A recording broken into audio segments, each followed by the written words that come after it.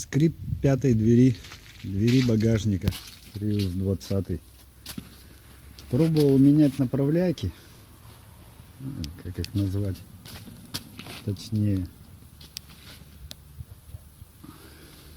Ничего не меняется. Поменял отбойнички. В итоге скрип ушел от банальной подмотки изоленты на петлю багажника. В моем случае 3-4 виточка изоленты, скрип ушел.